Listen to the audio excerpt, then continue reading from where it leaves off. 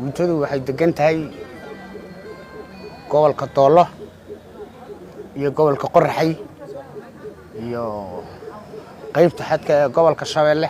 xaaladda guud ee aagan ka hawlgalo waa nabadgelyo, wax dhibaato oo hadda ka jiray ma jiro.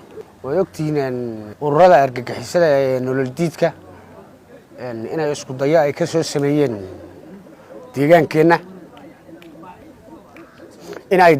ay isku dayo ay ka soo sameeyeen gaar ahaan meelo deegaanka kamid ah inay isku dayo ka soo sameeyeen gaar ahaan aaga uu degan yahay burgeedka guutada saddexaad ay degan tahay. marka goobaha sida Laas Qurun oo kale ee degmada Feerfeer ee gobolka Shabeelle waan ku jabinay, waa la ogyahay.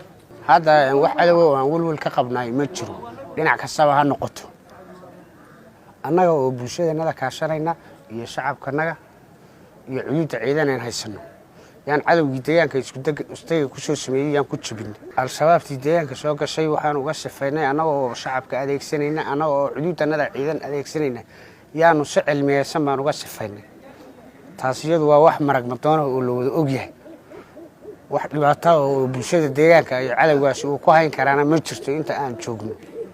ciidanka xoogga gaarka annaga oo shacabkanaga haysanay wax dhibaato oo walwal ay ku hayn karto ma jirto. xididadaan u siibnay tan xagga isku dhaca bulshadu waa bulshadeennii. shaqo badan baan ka qabanay isku dhaca bulshada, waana ka hortagnay. waa dad shacaba oo bar iyo beer midna iskuma haystaan, waa dhuldaaqsimeed. taana natiijooyin badan baa nooga qabsoomay. si guud dhulku waa nabadgelyo, wax dhibaato oo ka jirana ma jiro. khilaafaadka yararna waan xalinay annagoo maamulkanaga iyo shacabkanaga iyo waxgaradka iyo odayaasha iyo ugaashada iyo cuqaasha annagoo kaashanayna.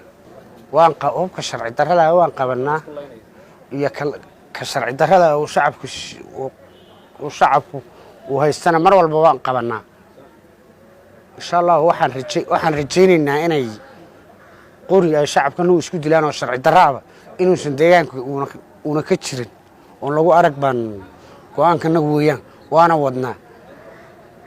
dhinaca khilaafaadkana sidaan kuu sheegay annaga iyo bulshada iyo annagoo dadka waxgaradka ay labeenta kaashanayna natiijooyin fiican oo horumar ayaan ka gaarnay in isku dhaca bulshada.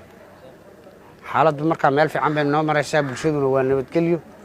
xadkuna sidaan kuu sheegayba waa nabadgelyo, wax dhibaato ka jira ma jiro. shacabka wada shaqaynta annaga iyo shacabka naga dhaxaysa waxaan kugu daliila cadowga deegaanka ka soo duulay waxa nala jabiyay shacabka naga ahayn. wax marag madoona waad ogtihiin inay gabdhuhu ay saambuuska iyo mataqaanaa biyaha iyo caanaha ay nala daba socdeen. odayaasha iyo dadka waxgaradka iyo dawladuna wada weyd inay gacanta ugu ballaadhan siinayeen shacabka. iyo waxaan ugu dardaarmayaa shacabka ku nool deegaanka